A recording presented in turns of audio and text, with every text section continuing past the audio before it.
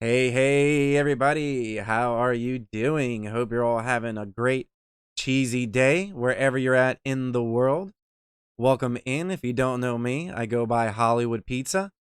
I host 3 tournaments a month on MTGmelee.com.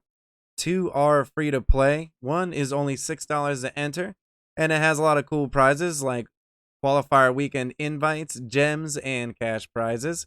I also stream on twitch.tv/Hollywood Pizza 5 times a week, so definitely come check out all my content as well. We talk about tournaments, we do drafts, all kinds of MTG Arena content as well. Today, we're going to show you our top 8 of the Slice of Historic event.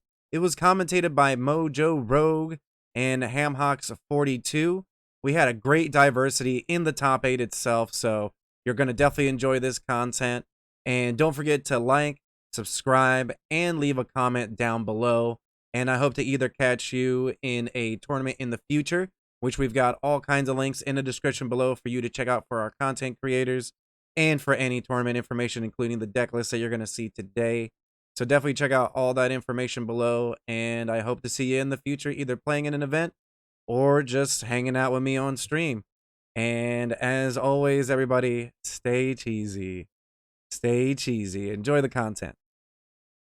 All right, we are now live. Welcome everybody back to the Slice of Historic, brought to you by the Comic Book Store. Check them out. They've got sponsor every event that we do. We are now approaching the top 8. I'm Mojo. I'm here with my buddy the Hammer. I'm not sure which side you're on. Yo, I'm And looking boy, forward to we this, got Mojo. This good. is gonna be fun. It's gonna be awesome, guys. We've got a very diverse top 8 overall. There's been 5 Izzet decks, 4 Jund, I think. And Azorius Aura is also making a prevalent advance here into the top 8. I appreciate having you. Here in the top 8 of the historic slice of historic here, brought to you by comicbookstore.tgpplayerpro.com. Guys, share some love. Absolutely. And Buy here some we are stuff. getting into the top 8 with Mertcan versus Daninja. We are watching from Mertcan's perspective. That's a quick automo. Oh yeah, that's a that's a snap mall if I ever saw one. I mean the pathway with the Esper Sentinel can get you out of some trouble, but if this was on the draw, and he chooses to keep it. Ooh, gutsy choice, but okay. I don't. Wow. Okay. I know I would not have kept that, but we'll see how that plays out.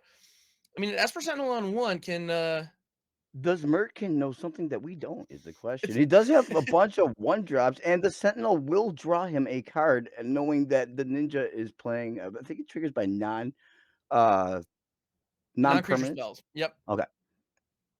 Yeah, the Esper Sentinel triggers on non-creature spells unless the opponent pays the mana value equal to the power. So in this case, So 1. honestly, that's a gas hand unless Ninja rides it out without casting any non-creature spells, and the Mertcan just not receiving a top deck. But here's to the shuffler.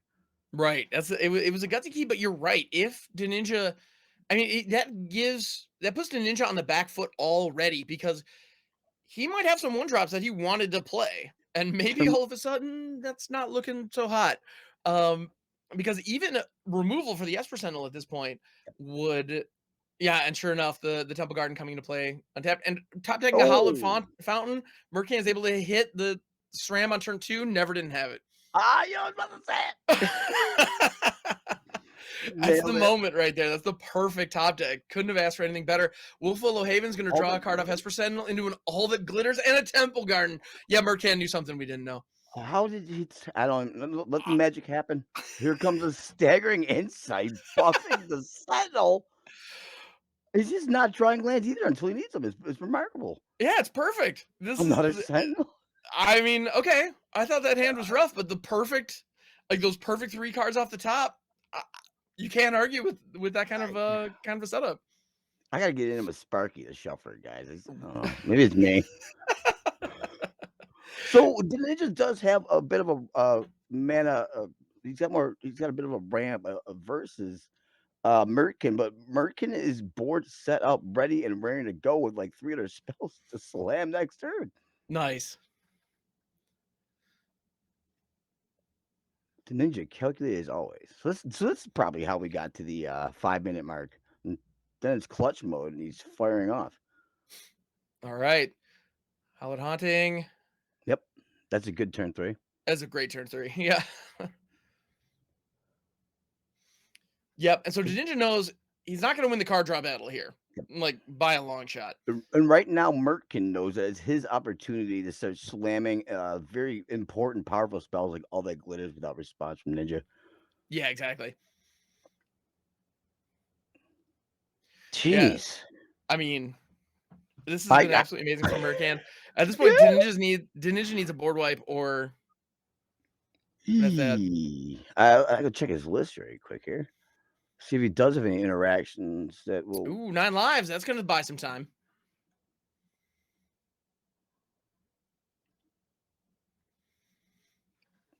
So I don't see any mass removal in the main deck of any mass interactions of Daninja here. Okay.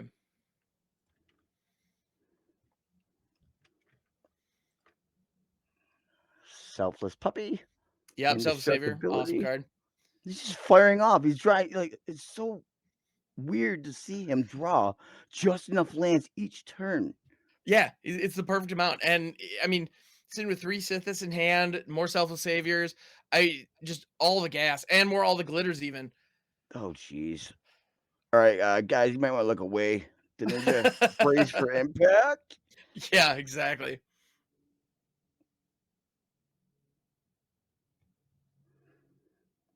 He's looking at the army in front of him on which to. Yeah, what you gonna do?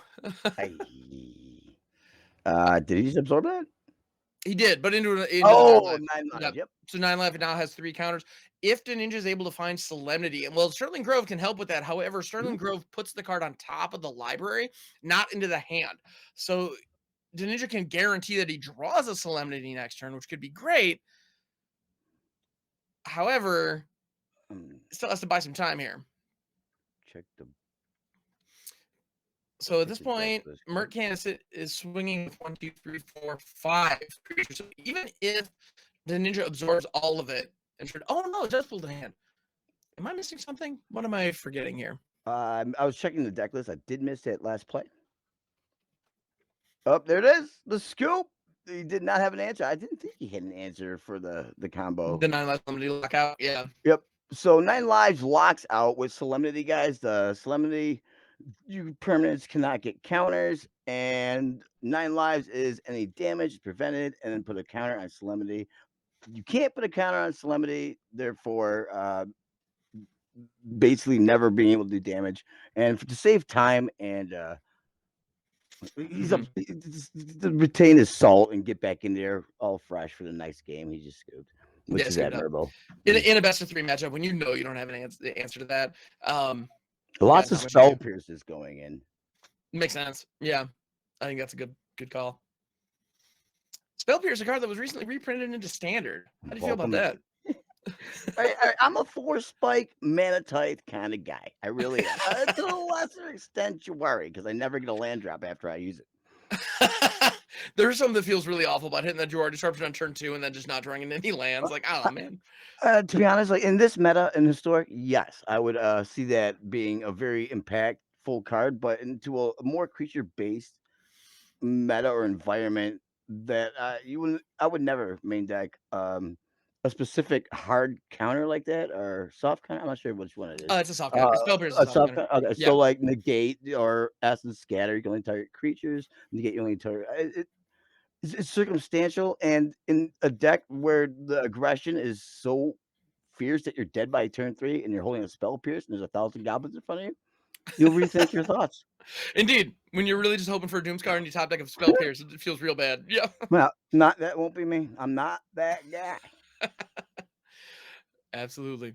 Well, and and you're right. Like all of the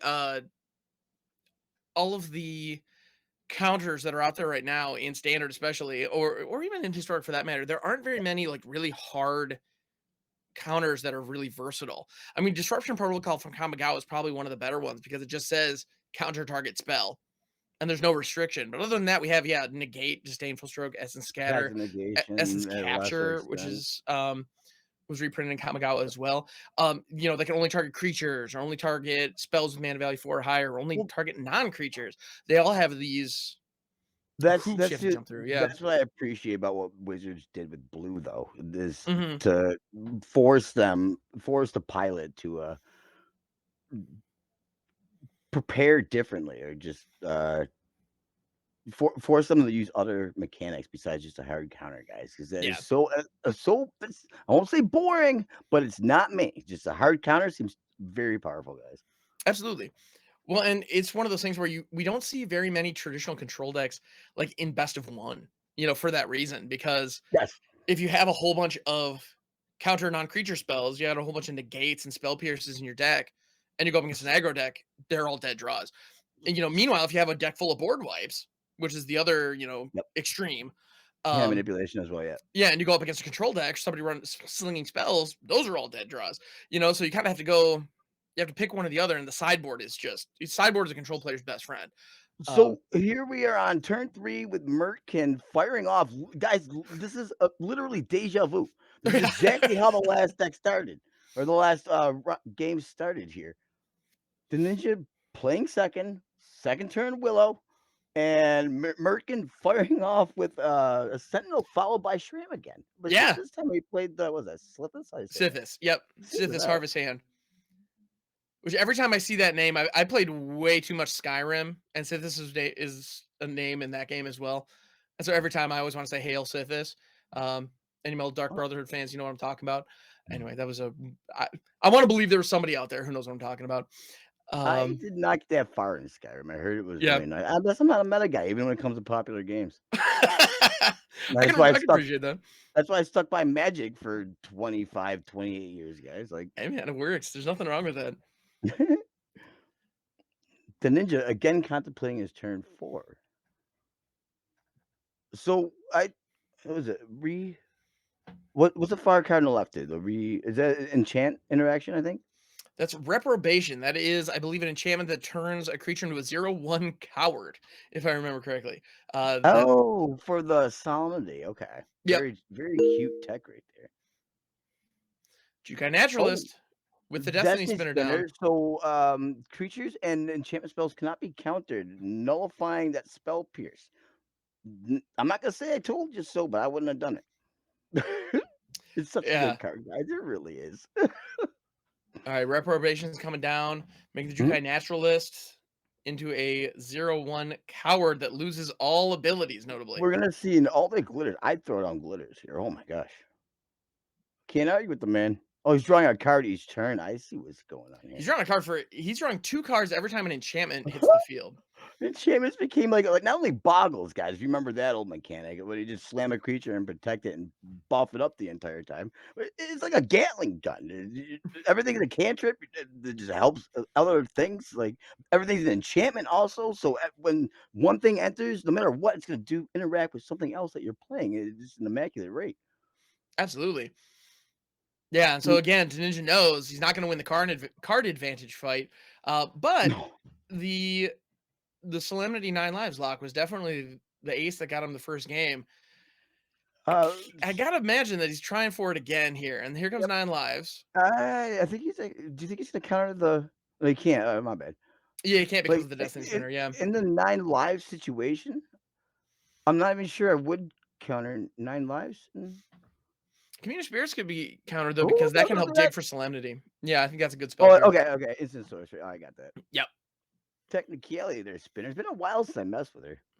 Yeah, Destiny Spinner is one of those cards that every time I read it, I'm like, holy cow, this is just amazing, and then I never play it. I used it in my old Cobra Kai guys. She goes infinite. So when you slam a bunch of creatures and enchantments, you can buff whatever creature you want, giving them, I believe, trample.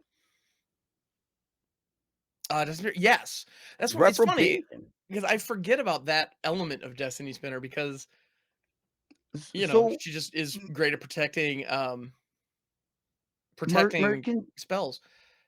Merkin's dancing around, not removing the 9 lives. He doesn't see it. They don't see it as a threat. I partake because it's maybe honestly a shortcut because 9 counters, but here it doesn't hurt Mertcan, so he can just keep firing off, getting more answers for the weaker part and more vulnerable part of the combo of Daninja, which is the creatures that make the 9 lives be the win condition. Like 9 Yeah. lives can sit there, and it actually will kill the ninja ultimately in the end.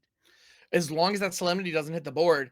And Well, the Mertcan is Solemnity sitting hit. with 1 Spell Pierce, and because now the Destiny Spinner has been hit with Reprobation, Oh, it is counterable. so 2 of the removal that we saw Mertcan put in to handle the Solemnity, he's gone through. He's put 1 on the Destiny Spinner and 1 on I'm not sure the other guy's name there. The Jukai Naturalist. Yeah. Jukai, all right. Yeah. The ninja donating cards to the Mertcan fund.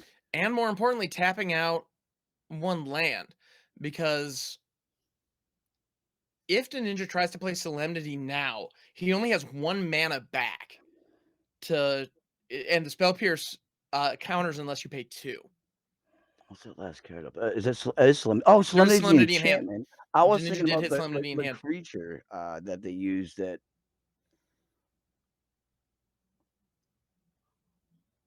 I didn't see how many artifact enchantment interactions that Mertcan boarded in though, so he's definitely calculating this. He knows better than us. I wouldn't have kept that 1 hand land, but geez, I was wrong. Yeah, right? No, I wouldn't have kept it either. And yeah, I would have been. I don't trust Sparky, the shuffler. Mm-mm. All right, so the 9 lives has 3 counters on it. The ninja is keeping the blockers back. Sentinel's Eyes coming in. Drawing some more cards. You'll have to see it.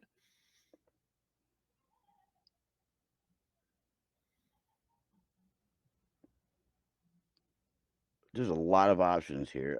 Mm-hmm. I would honestly start testing with. I don't know here. Like, there's a lot of things that do stuff, but he wants to hold back a Sentinel in case there is a mass interaction to restock his board. Glitters, it's a thing. I mean, like the 9 lives is looking right at that play right there. And he puts it on the Esper Sentinel, basically meaning that if the ninja plays a non-creature spell, he draws a card, because that's going to tax the ninja by 11. Swinging with the team, no reason not to. Try to put some more counters on that 9 lives. Mm-hmm. Makes good sense. I gotta say, how do you feel about the 9 lives Solemnity lockout? It's a pretty powerful How do I feel? interaction. Yeah, what are your thoughts on it? Versus it or piloting it? Piloting it, I feel honestly dirty. I didn't like it. Yeah, no, same here. I've pulled it off a couple of times, and it's just like, oh. It's over. It's like, now what do you do? I mean, there are a I couple of won. ways around it. There are a couple There of are. interesting ways around it, like cards like Questing Beast that say damage can't be prevented, Yep. or Stomp. Bone The Giant from Just Stomp. Yep. Yep. Those can get around damage prevention, so that's really handy. There's There, also so that's one loss way of to do it. life. That There's you can also mass loss bounce, mass removal, like Cleansing loss Nova or Cyclone Summoner. or Blood Artist. It gets Mm, around the loss of life triggers. yep, So yep, if you can't oven on the death, basically it's. I mean, it's powerful, but it's very circumstantial, and there's very little way. Like the ninja sitting with 1 card in his hand. The yeah. combo part of his deck is over. And at this point, if you didn't, you just pay the 2, right? I mean, I just don't see a way out of it for the ninja. But I mean, my hopes are there. My heart's in it. right? The spell pierce is looking right through his soul. That Yeah, pierce it's not is going a to be a double nail in up. the coffin, though. Just by drawing everything that the symmetry behind enchantment mechanics have gone bananas, guys. It's like Yes. The there- fact that Historic is a situation where Sithis, SRAM, and Core Spirit Dancer all exist simultaneously is pretty brutal. I mean, with the introduction of Divine Purge, I mean, it's a beautiful card. It's just it doesn't touch enchantments, and that made me sore. I'm salty about that. Is an archetype we haven't talked about, but I gotta say, super fun stuff. Like people, what I've noticed is that Is It Phoenix is a very dominant deck. It's got like yes, Mhm. you can rest in peace. I mean, yes, you can do, but they just rifle off so many answers and stop your interactions, and they get rewarded freely by the phoenixes and whatnot, by interacting with just staying open, protecting, and then killing your opponent. It's not letting your opponent do anything. It's tempo Right. at an immaculate scale. Free is Absolutely. free is dangerous, in the words of Magic. That's very true. Yeah, absolutely. All right, guys, so we're getting started here. Yeah, here we go. MagicBeard leading it off. 3 expressive iterations and a grand finale. You know, double spiral canal into an expressive iteration. So this is basically draw a card at this point because he did tap out to do it. Ooh, drawing into a storming entity. That ain't bad. Oh, that's perfect. Oh, but actually he put it away instead, opting to draw the other expressive iteration. So Express yourself, Mr. express yourself MagicBeard. Express exactly. yourself. But with the Esper Oh, Sentinel down, unfortunately, that expression of oneself no, just drew the opponent a card. So Niraelo just drew a free card off that interaction. So that was kind of yep, a 1-for-1 two situation two free where cards. MagicBeard definitely wanted to be the only one drawing cards there, but alas, not to be. He's got 2 sentinels out. So every expression that Every MagicBeard expression. makes. Oh, Yeah. So every his whole entire hand is just gas for those sentinels to add to the oh, for fire sure. of just boggling their way down. And I I, I don't know if MagicBeard has a board wipe main deck, like any kind of board wipe, but single interaction is just going to get them farther and farther behind in this matchup right here. Absolutely. Yeah. Especially, yeah, double Esper Sentinels. I mean, my goodness. Yeah, every one you get away, you get 2 more threats back in Niraelo's hand. Yep, and Niraelo just discarding a Storm Chaser Drake, which is another card draw engine. So expressive iteration is one of the best 2-drop card advantages, board deck flowing mechanics you can get. Oh, for sure. Unless your opponent is drawing 2 off of your 1 card that you receive plus 1 you put in the side in the deck. Yeah, no, it's not ideal. Because yeah, exactly. Expressive iteration is inherent card draw or Yeah. card advantage rather. It's like built into that card, and here it's working the exact opposite. It's just Yep. I love not that where you want to be. it isn't cost though. It really what is the expression of is it. Good talk. Good talk. Yeah. Ram hitting the board here. So more card draw. More card draw. Now, the one thing that we haven't seen from Niraelo yet are the aura. Well, I was just about to say we haven't seen the auras yet, but there it is. Yep. He was waiting for it. He's got all auras in hand. He hasn't put Oh, a there land there on. have to be so many auras in that hand. Oh, It's jeez. ridiculous. So expressive tribal falling behind, brazen borrower delaying what seemingly the inevitable with the single removal here.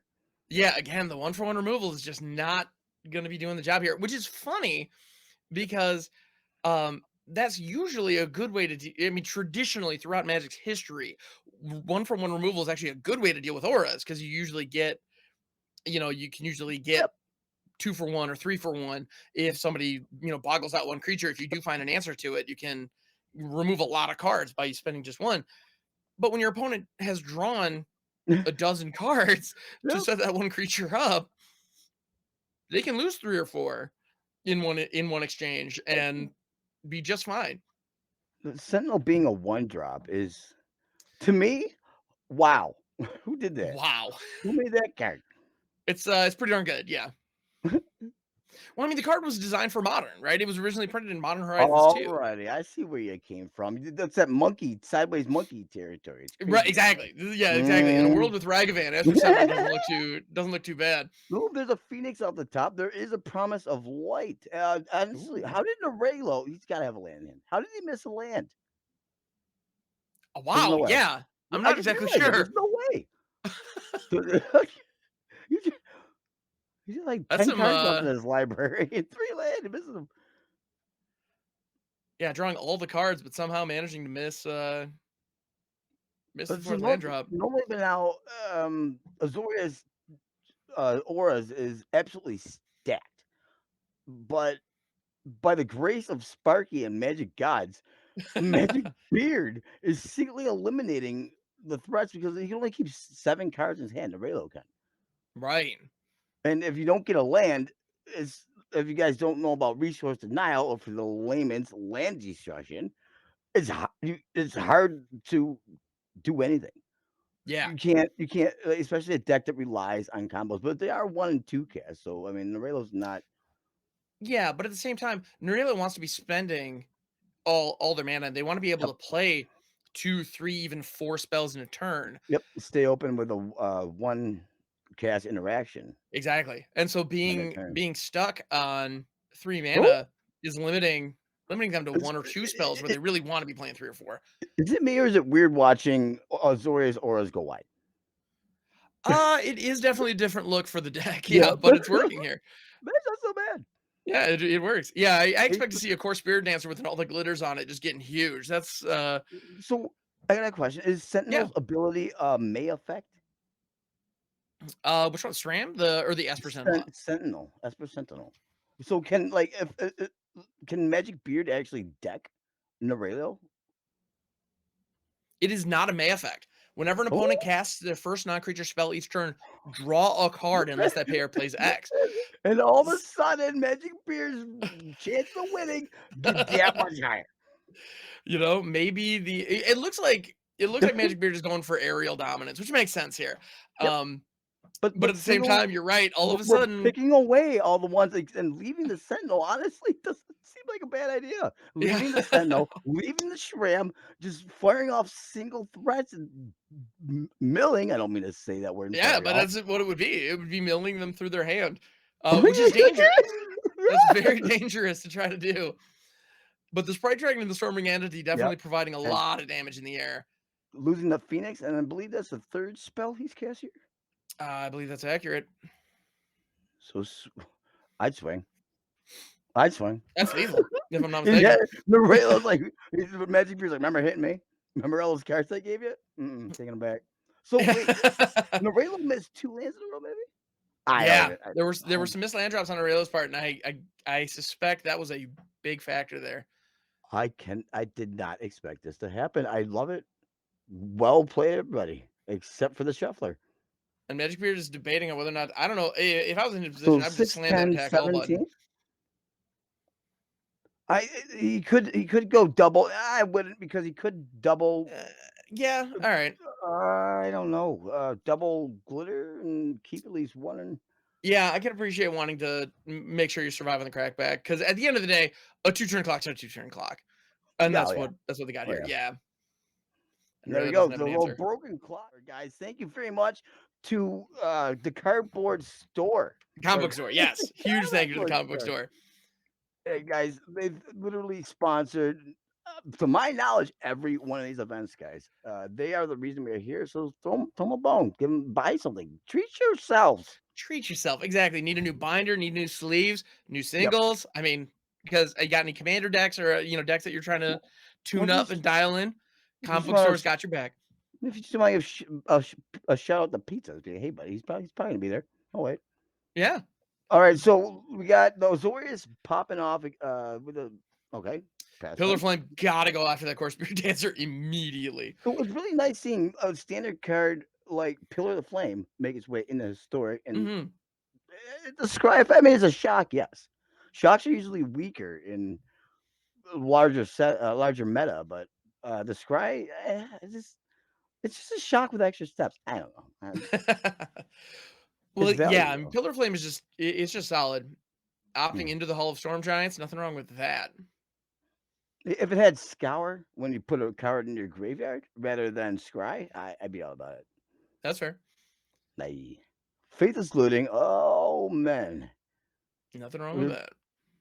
Probably gonna see an island eventually. When there goes island in the side pocket. Yep, keeping open for consider, but the opponent doesn't know that. Oh no! Soul Guide I'm Lantern wrong. coming in. Okay. Like a ball. Interestingly enough, the Soul Guide Lantern does require a card be exiled from a graveyard. So fortunately, MagicBeard had some non-Phoenix cards in his graveyard that he could let go. Yeah, as it happens when you go through 10 cards and the faithless looting, and expressing yourself. Is that Shram? Shram hits the board. That is Ram. Into a Curious Obsession on the Cerulean Drake. The Cerulean Drake, an interesting card, especially because it has protection from red. Oh man, I miss those days. Right? Like pestilence decks. Oh, Pestilence decks where all your creatures had pro black. Yeah. Oh, that was so much fun. You're speaking my language, my friend. Good talk. Fate is Good looting, talk. again, filling his graveyard. The Drake, he's getting rid of the big Interesting. guys. Interesting, letting Alright, some of the threats go, he's instead looking opting to, opt. opt. Yes, opting considering to opt. So we're gonna consider what our Niraelo is gonna do. How many Phoenix actually entered the graveyard from I Beard believe is the question. I believe there are 2, but don't quote me on that, because for some reason we're not watching on a spectator mode. I Ah, it's gotta, just 1, dang. oh, But I was kind of hoping. I like watching Phoenix pop. I like that card. I played it before. It was cool. I'll wait. yeah, Archive Phoenix was, if I'm not mistaken, it was making waves in Modern before anybody on Arena really, In Arena, it wasn't a thing yet. I mean, yeah, it just they're like wasn't. mono red Phoenix was it, and then Historic decided to put all these Power Jack cards in from a long time ago, and Phoenix is back and prevalent. Yeah, the moment Faceless Looting shows up, and when Brainstorm was here for that minute when it was legal and historic. So the Cerulean Drake is looking like a gas just wall versus the Phoenix and the burn really. Like it's just a Mhm. stop sign. It's to the Phoenix interact hitting. Like so that's why Magic's digging so much is he needs to find a way around the Drake without losing card advantage and keeping card flow. Yeah, and at this point, I mean, in Is He It, one of the strengths of that color combination, one of the reasons it's so good is because you have the control elements and the card draw in blue, and then all the removal and the threats of red. and most of them cost 1 mana. Right. Yeah. Exactly. And so they're all fantastic, right? You're like, we want to see those that red removal, but in this situation, the Yeah. Cerulean Drake just shrugs all of that off. You just can't touch it. It's a thorn in the Phoenix's thigh, as is a lot of actually there's a lot of cards that decks staple around. You do so what Magic Beard is doing right now, besides getting hit by a 2/2 protection from red because he can't defend himself, Yep. is trying to get uh Niraelo to worry about him and not stock his board pumping everything and getting card flow. He's trying to make board presence and Niraelo just can't pepper off like he's been doing. hmm No, absolutely. And unfortunately, that Pillar of Flame coming just a little too late. I Spell Pierce right on time though. Yep. It will okay, so it does lock down the 2 land attacks. Somebody's got 1 response. Dropping a Phoenix, that's the 3rd spell, isn't it? And I believe Niraelo does it's a 3/5. I wouldn't swing here. I just absorbed a 2 from Niraelo. That was actually only one spell for the turn, if I'm not mistaken. Man, that's my oh, oh, I'm Oh, here's glad that number it 2. doesn't trigger. Yeah. Yep. So yeah, the other Phoenix isn't going to come out of the graveyard Oh, just yet. they got lost in the animation right there. Yeah. Spirit Dancer floating around over there. It's mainly okay. So the main threat here is not the Drake. The Drake, yes, it's got him on a clock, but the Spirit Dancer is hmm the engine that he needs to that Magic Beard needs to deliver a response to because he's only got. I mean, even when he draws a card, he's looting guys. Right. Yeah. Phoenix is going to block the Spirit Dancer because that's 6 damage. I mean, We're most likely going to be seeing a lantern go bye because I think you can draw off the lantern, and yes, you can. there's no way that Magic Beard needs more options to loot because you don't gain cards unless you can reuse them in Is It with Phases looting. Ooh, Yep. Spiral of Canal. Not only is that a land off the top, but it's not a good one. It's just a bad one to see late in the game. All right, so let's see lots of Fading Hopes, maybe effects, bounces. I think a lot of Um, bounces. Yeah. yep, Narset coming maybe in. Mystic Dispute. So, I tried clicking the view battlefield. I'm just so used to doing that just to check the board state. That I would be would nice. the removal package that Beard has. It's not that he's worried about the 2/2 protect the 1/1 protection from red. It's that he needs to find a way in. That's his hmm win condition. He's a 3/2 flyer. It's got no modifications. There's a new mechanic for you. And once it hits the board, though, it stops each Phoenix. And Phoenix's main gas, there's no trample or special effects. It needs to make contact. Right. Yeah, the goal of Phoenix is ultimately to get as many 3/2 flyers onto the board as it possibly can out of nowhere Yeah, and and keep doing it swing over for and the over win. again. Yeah. Yeah. But what will stop? Look at there is a gem for Beard. As long as he gets a land here off the hopefully he doesn't have the express because he taps out, Ram taps out. We're most likely gonna hopefully on Beard's end here see Narset hit the board. There he Spiral, goes. yeah, and What? Spiral Canal. This is the last turn where What Spiral Canal comes are you into play doing? untapped. So that's pretty great. I'm not a scientist, but I don't know about this play. Yeah, Faceless Looting was an interesting. Like there's no interactions to protect Narset. I mean, he didn't board in Missing Dispute or anything. I Entity. Okay, there's your option. Yeah, the Storming Entity is pretty Uh, fantastic. we lost in the game last time, and right now Niraelo's at the crucial point where he's got to set up constantly. And so if you stop him from drawing cards, the pieces fall apart because they don't come together. Absolutely. Yeah, Narset is a big deal. Narset coming out of the sideboard was a good call for Yeah, oh yeah, sure. good tech, Beard. Drake making an appearance and no Chase Drake, response. unholy heat could deal with So that. ultimately, in looking back, that was the correct play by Beard. Hmm. Of swings him, he does have prowess. I've not seen Unholy Heat. What that does? Yeah, unholy heat is a delirium card. Let me go ahead and I want to make sure I'm getting the. Yeah, you guys, this is a big 4 on it, so something's big about it. Yeah, so it How, deals 2 damage to a creature or planeswalker for 2, or for 1 rather, 1 at instant speed. But if you have delirium, it deals 6 damage instead. that escalates quickly. So he It needs sure 2 does. more. Yeah, he's gonna be throwing stuff into his graveyard. Oh man, I guess I don't know how to play this. I've never played Phoenix before, but there she blows. So Right? Beard got extra damage in, which is clutch because it's a chip away deck. Ironically, ultimately end. Yes, you've got 4 Phoenix, but usually you only get 1, 2. Well, on a good day, 4 across the board at a time. Right. Yeah, so you're really banking on getting 2 of them or so. I don't miss Entity. I love Prowess, the mechanic. I really do. Absolutely. And a huge thank you to the Nerdy Steve for that raid of 62 people. My goodness. Hey guys, holy big raid! Welcome to the historic slice here. Yeah, right. Thank you so much for joining, everybody. Welcome, Raiders, and thank you, Nerdy Steve. We appreciate you. Yeah, Yeah, that big guys, raid energy. You love to see it. check out the comic book store at tcgplayer.com. I memorized it. I memorized it Yes, because I'm there all the time, guys. Come see us. absolutely. We're down hanging out at the store here, me and the Hammer. You know Top it. 4 guys in the historic event. We've had nearly, I think, 70 competitors from the beginning. We are boiling down to the top 4.5. I believe Yep, this is the this is last match.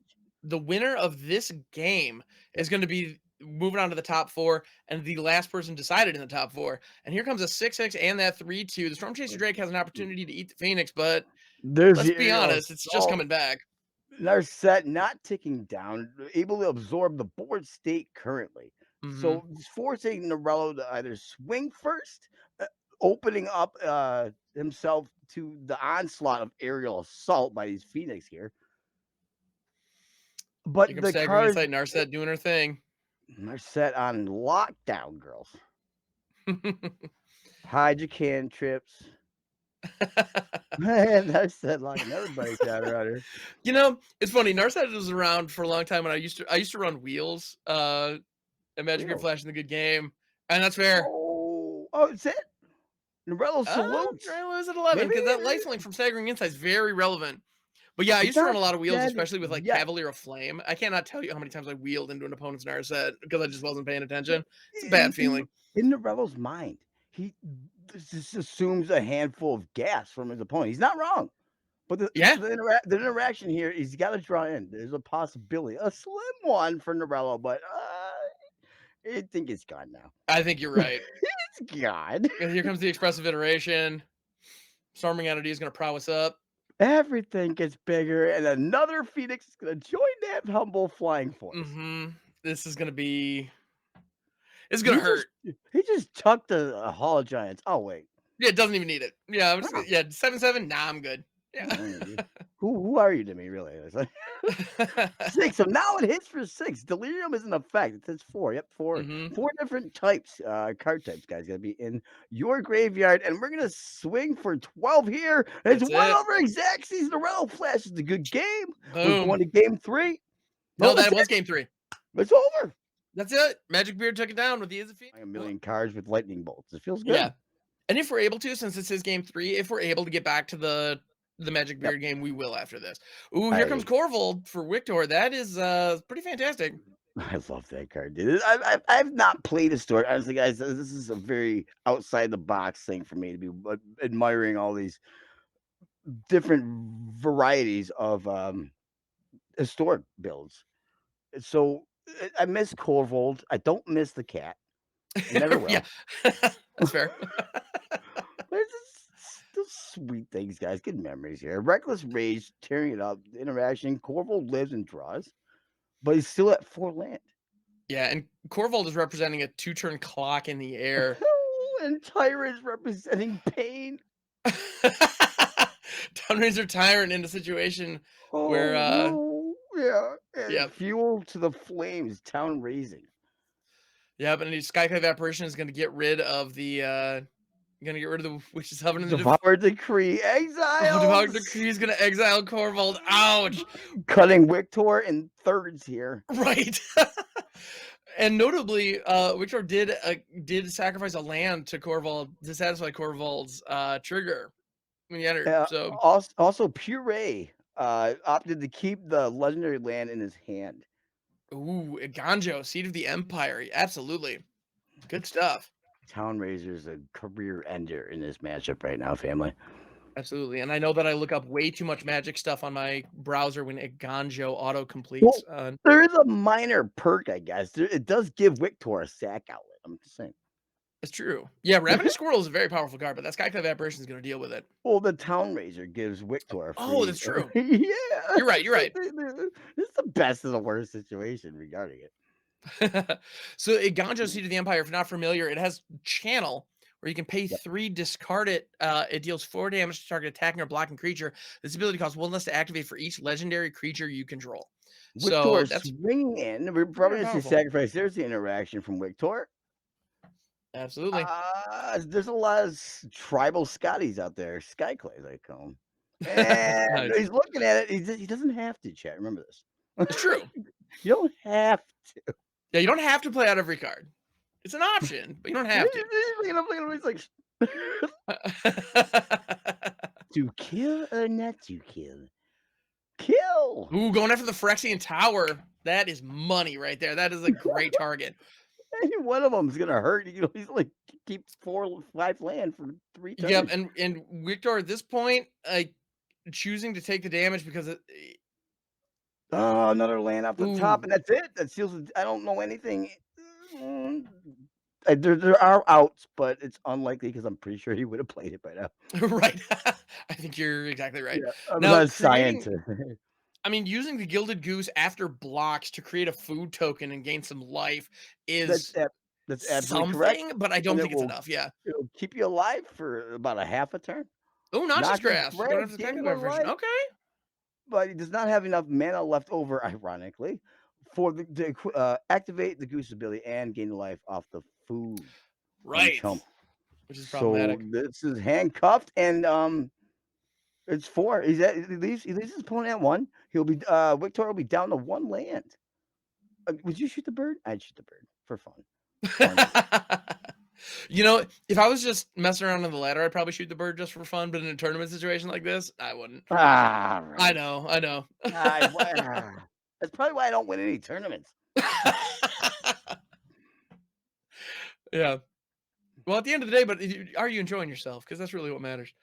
I am, guys. Thank you all for hosting this, guys, and everything a part of this. All the competitors, and then wiktorrr goes down, taking a knee to Puree. Nah, I got a soft spot for that Boros Feather deck, guys. I know. I think I'm with you.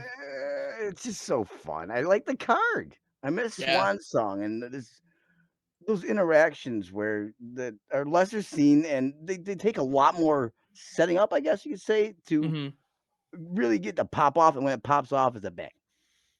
Absolutely. All right.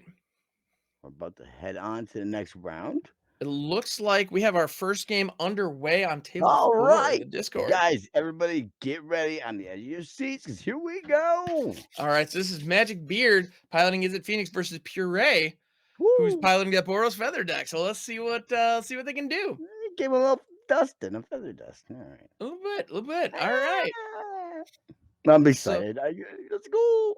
let's go. I know this is so yeah. I absolutely love What? this. So we got the two, the Puree. Oh, Puree's the bird player. Bird versus Yep. bird. There's Feather. Boom. Never didn't have it. And interestingly enough, the Boros Feather deck rocking the Rakdos Arcanist, pretty fantastic card. Can't go wrong. Because, well, and that actually makes a lot of sense here.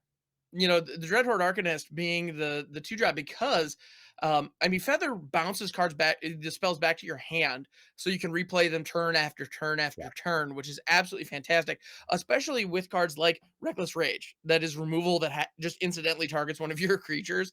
So you can take advantage of that with Feather. We also have the cards like Ephemerate. And interestingly enough, from Kamigawa, March of Otherworldly Light is in here too, which is interesting.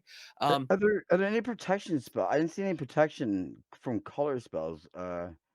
Main And deck. that's actually something that I find really fascinating about this Feather deck, because one card that I associate with Feather very, very strongly, that's not in this list, is God's Willing. Yep. Protection Yeah. from color, instant speed, 1 white, scry. Yeah. So he opted. They opted rather to use Ephemerate, which is a flicker ability, exiling themselves and returns to control with rebound, getting more value. I believe they anticipate.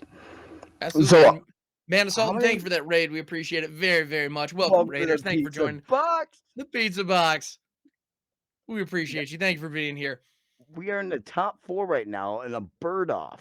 We've got Boros birds versus Is It birds that we love all so much. So many birds. Captain Eos, what a boss. That's a great card. Yeah. Yeah. It's pretty good 3-drop there. Sure. Grabbing the Thraben Inspector. Nothing wrong with that. Swing, beat face for 1. 20-turn clock. Let's go. Yeah, 19. Let's go. Crackling Drake. Oof. Here we go. That's value, especially sitting next to a Phoenix and a full hand. Yep. Swings over the top, 3 across, 4-turn clock, but it's only if I don't. The whole thing about the Feather versus the Phoenix game 1 are the interactions. Wait, never mind. Feather hits the board and he gets his interaction back. He looks at a new clean slate. Nice. Beautiful. Wow, By playing the Reckless Rage first, letting it go to the graveyard, they're able to hit it with the Dreadhorde Arcanist, and then Feather brings back. That right there was a play by somebody who knows their deck. I wouldn't even thought. Yeah. Knowing every little minute interaction perfectly. That was absolutely beautiful. And there goes Unholy Heat on Feather. Fortunately, you know what? Puree's just like, all right, it's cool. I got a spare. Yeah. And here comes Faithless Looting. I'm not sure MagicBeard about trying to get more. Oh, another Phoenix and discarding a Crackling Drake. Interesting choice. what is Ranger's interaction there? His activated ability. Swinging for 4 down to 11. That is a fine question. Let me look at. I want to make sure I get it right. Another bird hits the board. You can sacrifice it. Your opponent can't cast non-creature spells this turn. 9 creatures. Oh. So that's gotta be before the actual the spell's announced. So right now it'd be not a bad time to use. Yeah, exactly, because that expressive iteration is Are those, one. okay, once this is actually important. I don't speak much Japanese, but are those time? Oh, okay, that's a flicker thing. Okay. Yep, Ephemerate is gonna flicker Feather. Yeah, Ephemerate. Right. That card I was just yeah. It looked like a mana type art. Oh, kind of, yeah. Good game. MagicBeard Flash is a good game. Good game or a bad good game? That's a fair question. Ephemerate flickers. Dude, look at them just bounce these birds, popping, locking like Justin Timberlake on Mouse Brigade. Yep. And by blinking the Ranger Captain Vios, I mean, that's just a free Thraben Inspector, because you never know when you're going to need one of those. It's nice to watch the feather go off. Feather popped off that game, no question. My goodness. No offense, Phoenix, but feather, nice. And I'm seeing those 3 rest in pieces in the sideboard. Uh-oh. Plot thickens? That seemed like a pretty clutch include there. So the opponent MagicBeard knows that it's not his first rodeo, guys, versus Rest in Peace. Being an Hmm. Is It player, that Rest in Peace is only really a thing, honestly, in my opinion. More so for Phoenix, to a lesser extent, food, but it isn't what would cripple them hard more. I see if it's exile, it doesn't get the effect either, does it? For food, I'm sorry. you Can you don't give get me the that one more time? sacrifice. You don't get the sacrifice effects, do you?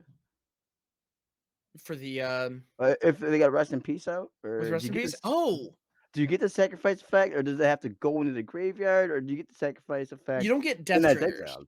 You I don't get figured, death yeah. triggers, but because sacrifice is the cost, and then the Yep. life gain is Ah, the effect, you do still get life gain off of food. But both fortunately for the cat oven combos and things like that don't work, which is nice. And in this situation, that rest in peace is going to prevent the graveyard from getting filled with anything at all. opting Um, during the tap out. So Beard knows that he's got to stay open during Puree's main phase at as much as he can. They can, honestly. mhm. They can't feel safe, or like Puree cannot feel safe on Magic Beard's perspective to freely just try slamming down a Rest in Peace Right. without. I don't think it has an answer for that besides returning it to their hand. Yeah. And because it exiles the entire, it's not like Grafdigger's Cage where you can fill your graveyard and then answer it. Because Rest in Peace just No. leaves nothing goes to the graveyard. You just don't have one. So yeah, So I don't think. I forgot the name of the black ley line. Oh, Leyline of the Void. Yes, Uh, it's very uh, similar to Leyline of the Void. Yep. That card is brutal. I don't think ley line also. I don't think it removes the graveyard either. Ley line. Does it? No, I I don't thought it believe did. it. When it enters, I don't think it removes it. It just stops stuff from entering it. Just like the. The card would be put in any opponent's graveyard from anywhere exiled instead. Yeah, you're right. It doesn't actually exile the graveyard like Hey, Rest in Peace nice. does. I actually memorized that from playing Garuda so long. Garuda actually triggers, guys. If you're a Garuda fanatic like I am, it gets around Leyline of the Void and all the end of the graveyard exile abilities. Nice. And one thing that we didn't mention earlier, on turn 2, Puree played out the Spirited Companion, which is a 1/1 enchantment creature from Kamigawa Neon Dynasty. Also just a good doggo. Like Yep. yeah. Tyrant Um, is not what Beard wants to see on stack no. at this present time. No, because that Den of the Bugbear was looking like an option. And I have a feeling it is not going to be after this. Yep. And not only is it a time clock on Magic Beard's life total, it is a wall stopping all advances from said phoenixes. Phoenix? Phoenixes. Yeah, I'm not. Phoenixes. I like what you did. I don't know. Just trying to come up with something here. Yeah. Spikefield Hazard. Oh, we're On looking town at Razor Tyrant. Into an Anger the Gods. Nice. okay. Asserting dominance on the board status, Magic Beard. That did cost 2 cards out of Magic Beard's hand, and Mm-hmm. there's just a world full of threats and whoo, there's a lot of interactions. So Beard is actually he already played his lands. We're not looking at an expressive iteration. Hey, we're looking at a little soldier guy though. Yep. Castle Ardenvale is going to be triggering, and there's Feather. 13 turns, Beard. Puree's not playing these. See, me, I'd be slamming stuff, but this person obviously knows this match probably more than the other one. Right. I'm Oh not yeah, saying, because you know when you're testing out a deck for huh? a historic event, and you're testing it on the ladder, you're going to go up against Is It Phoenix. So I see what kind of happening. So he wants to keep not only keep the feather in their hand, Puree does, but they want a way to protect it. They want also a way to not combo off, yes, but it's more of like a peppering combo, like a boggle effect, just throwing out one threat, bringing it back, and not risking losing your best card in the deck, your queen for chess, if you will, for feather. Indeed. Well, and at this point, Puree already has the board advantage. Castle Ardenvale is a slow clock, but it's a Yep. clock. And as long as you're going up against a blue deck that has untapped blue mana, you don't want to play out your haymakers into that. Meanwhile, that Elspeth Conqueror's Death is now staring down at that Silverwing entity, or Stormwing entity rather. I love that he's just not casting any cards, collecting his resources, and just laying out miniature board threats that has to be ultimately answered by Beard. Yeah, and I think us. Aether Gust, that hurts. Aether Gust on the stack, no less. Top or bottom? I mean, they do need a land. Yeah, I would probably, if I were Puree, I'd probably put this on the bottom because there's another feather in hand. It's the bottom. And that's exactly what they do. All right. You get your feather points. I'm trying. And there's that Reckless Rage in hand, which is looking pretty darn good. I'm not sure how many cards they got in their graveyard. Phoenix 1 making an appearance. Hard casting the Phoenix from hand. Definitely not what you want to be doing in that deck, but it's better than nothing. At the end of the day, that's 3 power in the air. So does the 1-drop white 1-drop, does that target opponents? Ephemerate, I believe, can target any creature, and it has rebound. I like that it can target anything. I don't like that like you gotta target. Oh no, I'm sorry. It does specifically say exile target creature you control. I was mistaken. I was gonna say because rebound plus. Oh my gosh! So he's making haste here. Now we're watching the magic of the feather, guys. Yep. So Reckless Rage is gonna bounce right back to hand, and that is an instant. So I have a feeling that other Phoenix is not gonna be sticking around very much longer. I play a lot of Magic. I am in awe at Puree's calculations he's making. Beard's hammering off. It's just Puree. Like I didn't expect feathers. I've been playing this deck all wrong. Oh, double Phoenix is hitting the graveyard. That's what Beard wanted to see. Turns it around, but we're not gonna see any swings there. Is it like you can't count your are they hatched from eggs? Phoenixes? You can't count your Phoenix eggs before they hatch. Yeah, exactly. You can't count your. Yes, they're gonna come out. Yes, he needs to remove it from the graveyard before Puree retrieves a rest in peace. There's 3. Yep. So here comes 3 Phoenixes. We're gonna see an attack here. Yep, we're gonna see a bounce of the feather, a little flick of the wrist. Wait, did he block first? Did I miss it? And by not blocking first, and then he can block afterwards. It restores his damage, so he can do. Oh, he did that in like lightning quick. I like you, Puree. Woo! Yeah, exactly. And there's a rest in peace with a Reckless Rage in hand and a Skyclave Apparition to boot. Elspeth Conqueror's Death does kill a bird over on Beard's part. Rest in pieces. Boom. Oh my gosh, the precision Puree. Here comes another Reckless Rage. He gets his name from. My goodness. Dang, Daniel. Yeah, I'm thinking this feather deck is going to be taking it home. And this round, yeah.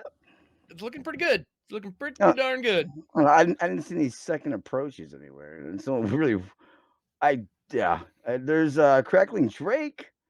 Reckless will take care of that. As will the Skyclave Apparition to their left. Elspeth and Sherry's got all the answers here. Christmas, yeah. And again, Reckless Rage is an instant. They can throw that down right now. Watching a Boros deck out value by cantrips, Is It Phoenix deck was an amazing performance. Absolutely. I would not have made it this far. Yeah. Beard's like, yeah, no, if I were in Beard's situation, I would have scooped that a little while ago. Yeah. Wow, good game. Well played. That was an awesome bird off. Puree eventually making mincemeat of the Phoenix eggs over there. Indeed. Mm-hmm. And I can see how Puree was able to get into this top 4 and now making it into the finals. That is scary. Like I play at a fast rate. Like I'm calculated. I've lots of people. I watch them all calculated, but that was militant. Yeah, I mean that deck is just full of so many phenomenal answers for a top tier deck like Is It Phoenix, which is exactly what you need to have in an environment like this. What a deck! Yeah, beautifully done. So I believe that concludes, doesn't it? I believe the other match is still going on. So let's see. Table 3. Let's take a look and check in on that one. See how they're doing. All the way watching Daninja, boys. Yep. All right. So this is BLM versus Daninja. BLM's got the first match locked up. And we are going into game 2. From one magic calculated connoisseur to another, guys. Exactly. Daninja is no slouch. That is BLM. Oh, Made it absolutely. this Both these far with competitors are Ragdos? Yeah, both these competitors are excellent. Daninja's playing Selesnya Enchantress. We got an opportunity to see that earlier. And BLM is playing Rakdos Arcanist, which is another So fun deck to watch pop off, I gotta say. ultimately, Daninja is a combo deck. They are looking for the few key pieces besides a rush down of a Boggle or I can't really say Boggle, so you guys would know. By stacking a bunch of enchantments on one creature Mhm. and beating them up, he's also got the option of a one-hit knockout. And if the opponent cannot answer it, the threats by the time that he builds their forces, it's a scoop. Yeah. And here comes Commune with Spirits right out of the gate. This is a sorcery from Kamigawa Neon Dynasty. Look at the top 4 cards, reveal an enchantment or land, and put it in your hand. And there's a Sterling Grove, which is looking pretty nice. And I Wolffield would Haven's take not the bad Grove. either. I wouldn't. I'd take the Grove. It's Shroud, and then ultimately, I'm not the ninja though. I'm not. I would like to be a ninja, but I'm not so much. I've been training. That's the The nice thing option about to land. Kamigawa. We're all ninjas. Well, see, in that situation, That's all true. of those were good. Like, there wasn't Yeah, a bad absolutely. pick there. I mean, and yeah, they were all There's valuable. the low high, the roll road, the high road, and the ninja. He chose the latter. Sith is looking as the play here, or a tap Temple Garden. Ninja, you're so calculated. I would have just slammed it already. Are you ready to put that in play tapped? Tapped? Yeah, The he's gonna let ninja. it come into play tapped. This is why I don't work your ninja magic, my man. Absolutely, that ninjutsu. You gotta watch out for that. Channeler opening up a loot effect for BLM. Wolfwidow Haven would have been especially nice last turn, but doable. You know, it's capable of doing some good stuff here.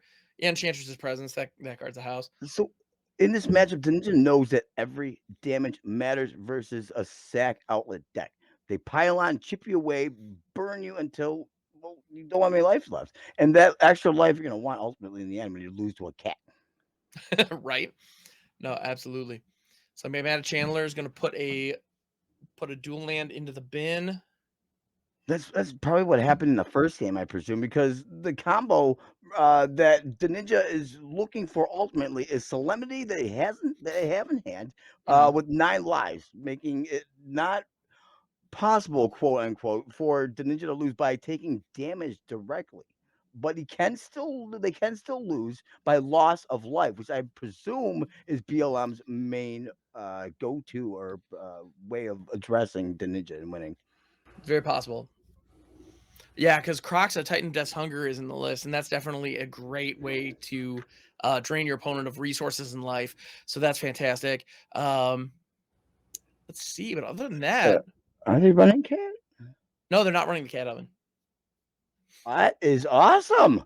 Yeah, Arcanist has a different agenda. Vampires. I'm looking at this right now. The Mhm. spice is flying. So Yes, I the do spice see will some flow new here. Kodama cards or at the beginning of your end step. Reinforced. What's this say? It's artifact 1-drop. Reinforced Ronin. Ronin. Okay. Oh yeah, Reinforced Ronin is a pretty powerful card. It reminds me of The Goblin Guide monkey. Oh yeah. because Look at it's a that hasty guy. 2/2. Yeah. Goblin Guide actually didn't he give your opponent like a possibility to get a land or I think didn't you have to return no, Wayward Guide Beast, you had to return a land to your hand. That card was meh. But the opponent gets like a chance to get a land off the top of their library or Yeah, some they reveal the silly. top card of the library. If it's a land, they get it in their hand. Yeah. That was a throwback hammer. Jeez, I gotta going deep to catch that one. A Way little back in bit. memory lane, yeah. Okay, Thoughtseize is gonna get rid of the Hallowed Haunting here. Hallowed Haunting was an alternate win con. Oh my Oh, goodness. BLM just BLM absolutely just BMing the ninja. ravaging to Ninja's hand here. No! Ninja's Ouch. a It said fan. this He is a likes card it. draw engine, so you gotta hang on to one of them. I can appreciate that. Oh no. Wait, Sterling Grove, that's not so bad there. Yep, that was a good draw. Another Another Sith is not really super jazzed to see that, but you know, what you gonna do? I've had better, yeah. Liar, liar. Drawing a couple Rest cards. in Ooh, into a rest in peace. peace. That's a card. It's not so predominant now, but it does give them another ability and will make an impact later in the game. Yeah, with the Dreadhorde Archers on the field, denying some of those resources for later is very useful. Tap. So now you played untapped. Daninja, I'm all over the place with you. Into another Enchantress's presence. Gotta draw those cards. So here we have a situation where BLM completely destroyed Daninja's hand, and Daninja just drew what, 5 cards that turn? I was like, no, I'm good. We'll be just fine. Destroying BLM's other zone, game of play. Exactly. Getting rid of that graveyard, which is huge. While drawing cards for card advantage. Although Chandler does exile, guys. Mm-hmm. Protecting it. I'm not sure where the other one goes. The other one stays in exile, all right? And what did you grab? Is that a war? That's a Legion War Boss. That's what I thought. Yeah. Hey, well, I haven't seen you in a while, guy. Yeah, some of these cards you don't see every day. I'm excited to see the War Boss. I don't know about the Ninja in this situation. Right. Ooh, besides who endures. Yep. A great card. Doesn't really help on this board state, but it's a great card. And Daninja apparently knew that it was a great card because he has the fancy one. Oh, so Jesus. mad respect for that. Choosing to play out Sithis rather than the Enchantress's presence, which is, well, he's considering it. There's this option. It's going to result ultimately, chat, in a loss of a Sithis, but he gained like 3 cards off that play. Yeah, not bad. That only costs 2 mana, so I can appreciate that. Sterling Grove giving, I believe, something. Is it hexproof, right? Like all your enchantments get hexproof, or they have Shroud actually. Huh? Yeah, so Sterling Grove, other enchantments you control have Shroud. That is a word I've not heard in a long time. Magic, if you're not familiar, stay away from Shroud, guys. Yeah, if you're not familiar, Shroud is bad hexproof, is what it comes down to. Shroud says that the permanent cannot be targeted by spells or abilities. I prefer that. I like that as a mechanic, as a player, as someone that with single elimination usually, single removal rather. I like the fact that the opponent can't. Yeah, and to be honest, I call it bad hexproof just because hexproof is more powerful than Shroud when you're playing. Yes, absolutely. But I'm right there with you. Actually, I like the self-balancing nature of Shroud as well. I think it's quite nice. There's no more Shroud cards. I don't know why. They just fell out. You know, and I've heard Mark Rosewater, the head designer of Magic the Gathering, actually comment on that. And apparently the primary reasoning for that is because players were playing it inaccurately. Like apparently a large number of players, when they surveyed them, acknowledged that they didn't know how Shroud actually functioned. But meanwhile, there's people rocking banding and right.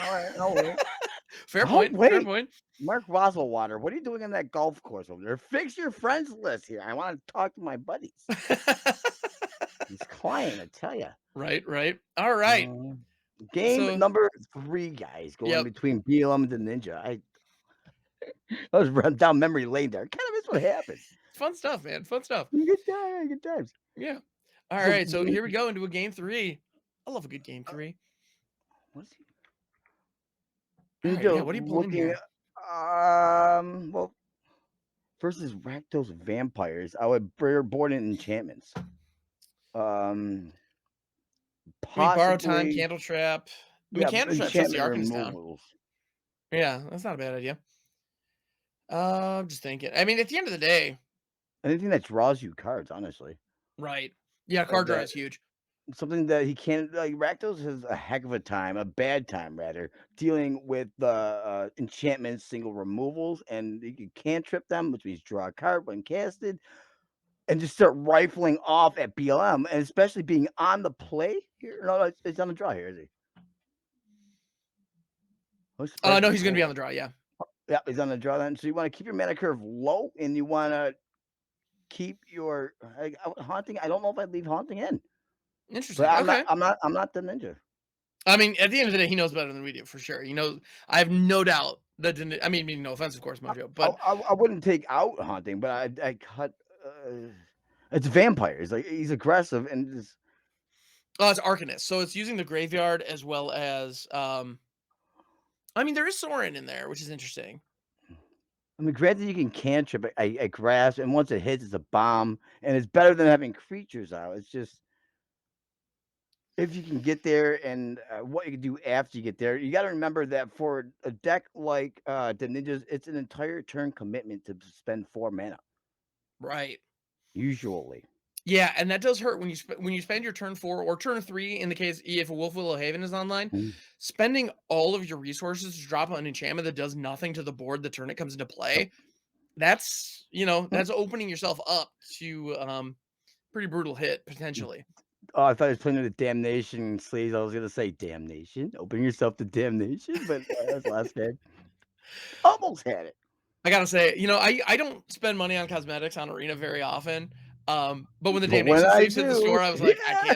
I can't say no to that. You're coming with me. Did Yeah. you buy the Kamigawa lands? Did you get those? I did not. I should have. Ah, I I should don't have. know I if did I not. like it. They're so misleading. Like there's more green on the Kamigawa plains than there is on most of the forests that have been pre-printed. And there's a swamp that's almost entirely red, which is I don't understand it. I like it's a beautiful card. The artwork is gorgeous, but yeah, it does make it a little tough to read at first one glance. more thing. Christopher Rush made the perfect lightning bolt, and they print a Japanese art with like two. There wasn't even a lightning bolt on it. It's a circle with I don't know. All right. The Ooh, Ninja okay. not getting any love from the shuffler. Yeah, Daninja choosing to keep this one because of the commune with spirits, presumably, because that is going to help him draw a card. However, the overgrown farmland comes into play tapped on turn 1. Oh, it's not Temple That's one of the Garden. slow Ooh. lands. Yeah. Let's see here. The Ninja is throwing one out to the shuffler gods. Hoping to draw into something here. Ooh, Inquisition Cosmic. Fortunately, he has I, 2 of those commune spirits because one of those going could really hurt. I'm guessing on 9 lives here. 9 lives would be good. Rest in peace would be good too. I just Probably 9 lives because that is the combo piece. Yeah, or the Haven, because he knows that Ninja's hurting. He took the 9 lives. Oh, He took the rest in peace. All right, all right. interesting. That's gotta be foreshadowing to what I'm not sure, but BLM's crafting something over there. And that's one of those hits. Getting rid of the rest in peace is either going to prove to be the most brilliant play ever when BLM's deck pops off and leverages the graveyard to great effect, or it's going to be the moment when Daninja won this game. I would It's going to take be 2 one or lives the here. other. There We'll he see. goes. The Ninja bleeding this time, guys. Oh, wow. Into another rest in peace. Well, I would take the El Gano or whatever. Oh, Ganjo, Seed of the Empire? Yeah. Well, that'd be You good need too. a You're not land. wrong. I'm not the Ninja, though. I like it. Again, Everything's yeah. a weapon to this individual, guys. Look at that. 4 different ways to kill you, BM. What? No, you wouldn't.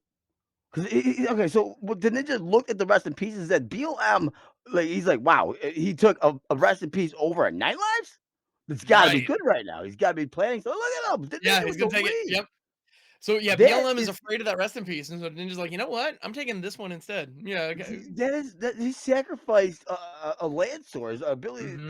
That is a very hopefully it's a good read. Oh no! Ooh, Inquisition of Kozilek probably gonna strip that other rest in peace out of there. I remember my first read. He's like, "Hold my beer, Ninja." Yeah, BLM wasting no time with that Inquisition either. Just immediately, just cracking it. Rip in Yeah. half twice. Yeah, I think like the card coming out of the hand almost lit the other card on fire. It was so fast. Just yeah. I don't like. I'm not that kind of guy that plays Inquisition or Thussies. Not because it's not good. It's because it's so mean, dude. Your guy doesn't even have a land out yet. You're already getting your hand looked at. You just planned out. Your opponent knows everything to do.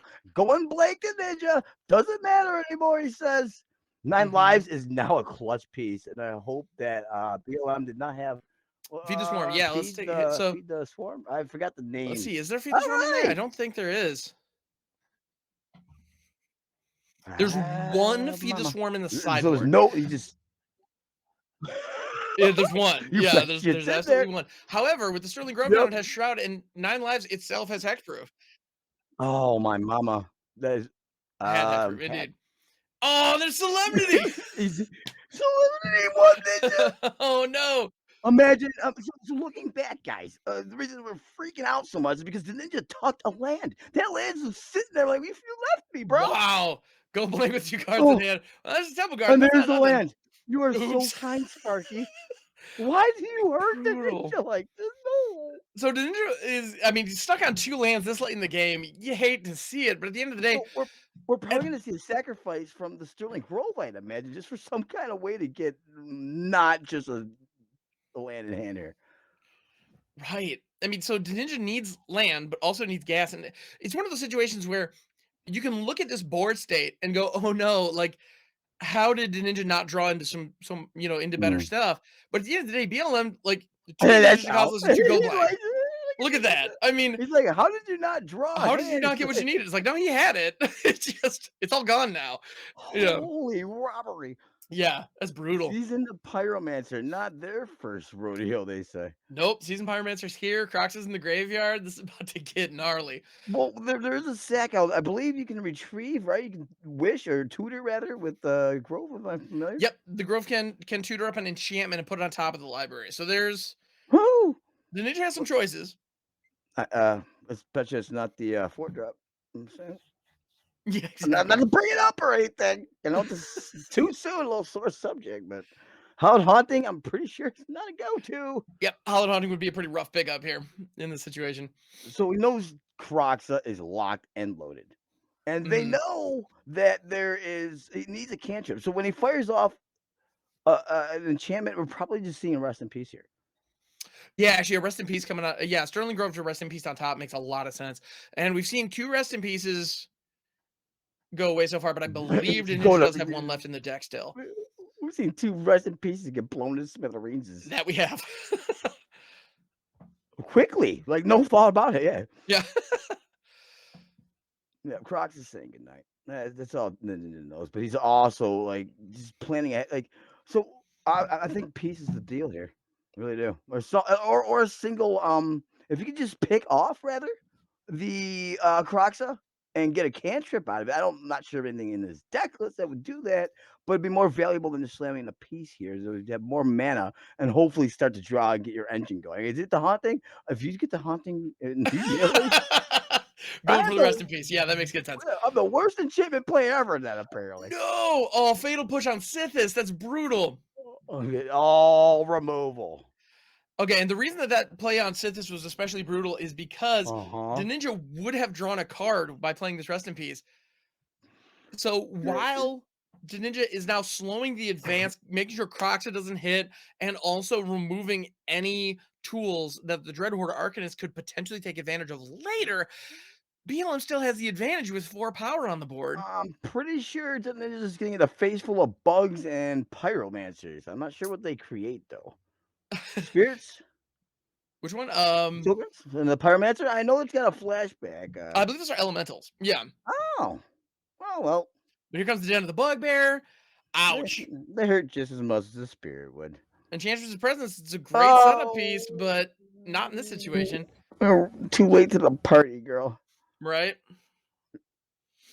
Daninja's I like, believe hey, if my math serves, I need Daninja's still at 1 here. Unless BLM has some way to buff the team. 4, 5, 6, 7, 8, 9. And a health point is 1. Indeed. I think he's highlighting the cry thing. Oh, it's a heart. Oh, the heart. That's lovely. Oh, Enchantress's Presence is going to draw a card, but tap him out in the process. Oh, the 3 mana cost. That's it. Brutal. I would have kept the land and I would have kept the hauntings, but the Ninja goes down. Well played, everybody. Yeah, so this is going to be fantastic. I'm really looking forward to this match. All right, we've all been looking for this. This has been a 6-hour event, guys, that the people behind the scenes have been working very diligently on. And including special shout out also to the previous commentators, Strider Stone, the Land Destroyer Mundo, one of my favorite historic birds, and Sidetrack is freaking amazing. Yes. Yeah, huge thank you and huge shout outs. Yeah, to Strider and Sidetrack both put on just a phenomenal show. Allegedly. All right, so we're getting started. Get that bell ready, which is a lighter and a jar. Hey, man, it works. Yeah, we got budget cuts here, guys. Not from the comic book store. They've been well reimbursed and all that jazz, but on this part here, working solo, independent. It works, man. It works. So we got 2 Crocs right off the bat. I don't think I'd keep it versus the bird deck. I'd look for single hand manipulation immediately. Yeah, and BLM shipped that without much thought. And this one's a lot better. don't know. I don't know. This guy, like, you're not wrong.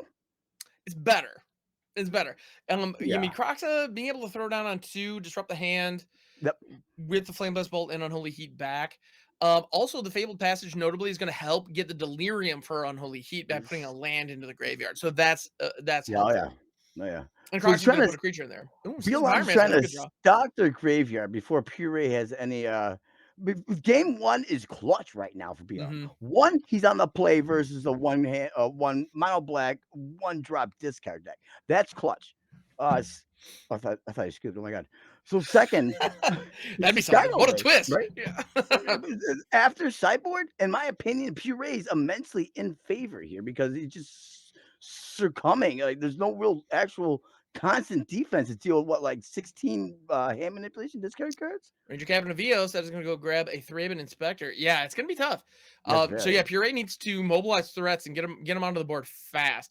And Mhm. fortunately for Puree, the Ranger Captain of Eos has 3 toughness. So it is out of range of the Flame Blast Bolt and Unholy Heat at this point. Wait, I said it was shocking that he was running Pillar. Or waiting, Lightning Bolt Well- was made for a reason. well played. Christopher. Not that I saw it coming or anything. I don't like that card either. Just saying. Yeah, right.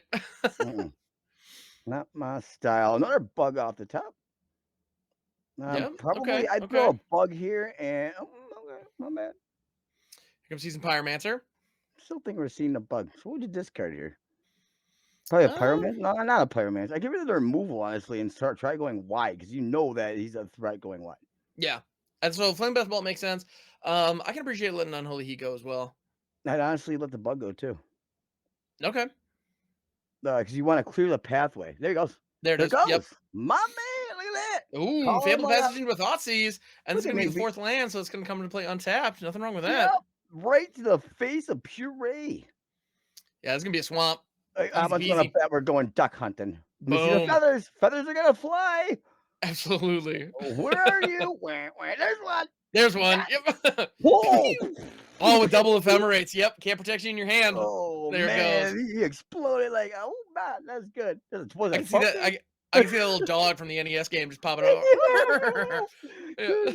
Oh, my God.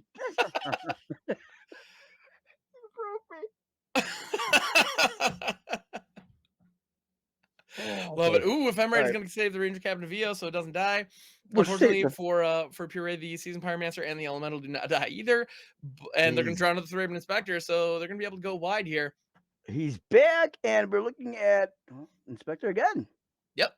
Yeah, Thraben Inspector is the 1-drop in that Boros Feather deck. I was wrong on the pronunciation of that first word. We're going to leave that subject alone. He gets another Pyromancer off the top. He's All right, fair enough. Yeah, Season Pyromancer. Oh, here comes Croxa. Season Pyromancer teeing Croxa up beautifully. This is exactly what you want to see. Is lots of interactions in the this is the final game. This is it. Yeah, this is the final match of the historic slice today. When's the last time you've seen any of these type of archetypes in the top 2 finals? Guys, I'll wait. If you asked me what the final match was going to be, I would have guessed, is it Phoenix versus Golgari Food? I would have I would have put money on that. Stable that and put it on the fridge for everybody to win. Right? But no, here we are.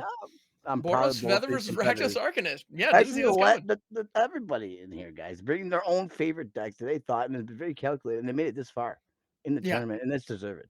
Love to see it.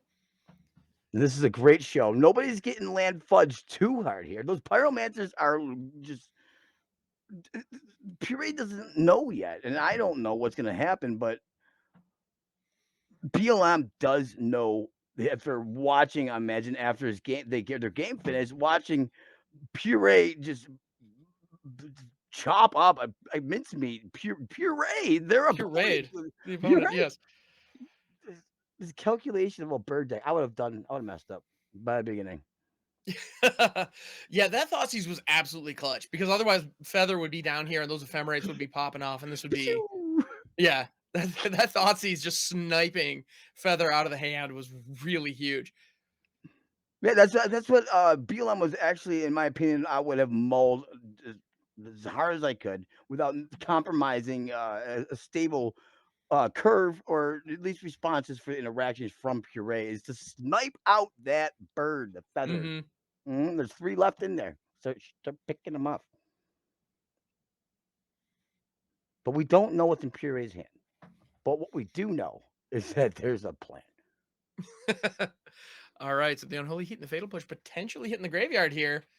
Just filling the Ooh. graveyard. Ooh, no. Fatal Push is going to stick Pyromancer? around. Season Pyromancer is going to be hitting the The graveyard. thought Okay. is, he lines up. Is there a bird? Another Thoughtseize. Cocks the There gun. it is. Oh, launch, pull. Boom. Ooh. Ouch. Brutal. Yeah. 2 You feathers, upgrade, 2 Thoughtseizes. Let's go. upgrade to phasers instead of slugs this time. There we go. Yeah. So bird after bird are being denounced, are being had, filling the graveyard for BLM, meaning Croxa is looking real nice here. Eventually, but they gotta whittle down Puree's hand more to really impact Croxa. Right. Yeah, because I mean, being able to say goodbye to the Ephemerate or letting go of, what is that, Reckless Rage, Uh-huh. not the end of the world here. BLM also, I mean, another option here, going wide is definitely the angle BLM needs to do. You're not going to single punch out of a bird deck with the birds in there with Skyclays being everywhere. Mhm. So we're probably going to see a swing from the Pyromancers, no? No, he's holding back. No, that would have been the reason I would say that, because I think there's an exile ability that makes you make wider, make more elementals just by exiling, I believe, Pyromancer. That's a good question. That's actually a card I haven't played much with myself. I don't play any of these cards. This is a story, but I love this event, though. I'm learning. Right? Yeah. So Season Pyromancer, when it enters the battlefield, discard 2 cards, then draw 2 cards. For each non-land card discarded this way, create an elemental. All right, cool. But Well, then, right. when it's in Yeah, your graveyard, you can pay 5, exile it from your graveyard, and create 2 elementals. Hey, Croxa, don't miss you, but welcome back. Now, what Puree wants to, what Puree's best move here, honestly, would just having his own spike field hazard and pinging Croxa, let Croxa die in an exile out of existence. Yeah, that would be fantastic. In the perfect world, when you don't get Thoughtseize twice. Right, exactly. Oh, yeah, those Thoughtseizes were brutal. But here comes Arcanist. Okay. BLM got fresh blood in his hands still just from getting Ninja with those Thoughtseizes. The blood wipe off the Ninja blood from the Thoughtseize card. Right. All right, so now Dreadhorde Arcanist is on the field, but it's not on the Arcanist player's side of the board. No, instead, it's on the Feather side. Spikefield Hazard going to ping down the good doggo. Doing whatever they can to get an extra card into Croxa to feed them. Yep, feeding Croxa, exactly. So how many cards are in the graveyard of BLM? Let me see. Oh my gosh! There's one less in Puree's hand, though. Yep, that's for sure. Here comes the Inquisition. No one expects the Kozilek Inquisition. I still don't get that reference. It's the Bonnie Python reference, yeah. I like those guys. Right? Yeah, it's good stuff. Maybe you should watch more than just the. Actually, that was from So Holy Grail, right? Was it? I don't think so. I think it was from Flying Circus. That's I why could be I mistaken. didn't see it. But yeah. All right, so. All right, they're going to choose an Ephemerate here. Fatal Push. Fatal Push on the Arcanist. Okay. When push comes to Arcanist. I'm guessing Puree's got another one in hand, or they want to utilize the rebound effect from the Emirate. They want to be able to activate the rebound, and this is also going to draw them a Thraben Inspector, which they can either discard or they can have it discarded, I should say, or they could. I like that use play to draw a card. Yeah, cleverly pocketing away, making placing the rebound in in another play zone, so it's uninterrupted and will be reoccurring, maximizing the value and limiting the hand destruction. Absolutely. From BLM, yeah. Yeah, no, good stuff. That was a good way to mitigate that the impact of that Inquisition. Puree plays a good bird. No question. Yeah. No, and BLM plays a fine Arcanist. Yeah. Hammering back and forth at each other, guys. Both of them trying to they're just like taking shot to each other. Not really making damage contact wise, but definitely asserting board dominance and just crippling each other, really. Yeah, the battle is taking place in their hands, which is fun to Yep. see. Let's go. Wow, another Croxa. My goodness. That escalated quickly. We're looking at one Crocs. They need 6 mana. All right, but rather than playing out the Croxa in hand, Uh, they're going to I escape the Croxa in the graveyard. I don't know how I feel about this play because the wide looks so good. You know that the opponent's got 1 land in hand. You know that they've only got 2 single shot removals. I don't think Crocs was the play. I don't know. We'll find out what happens though. We'll find out what happens. Exactly. Yep. I think getting a 6/6 body on board to combat those 3/3s is meaningful. It does So tap out Puree and force them to react. yeah, exactly. So it's keeping the pressure on. It's choosing to continue to be the aggressor.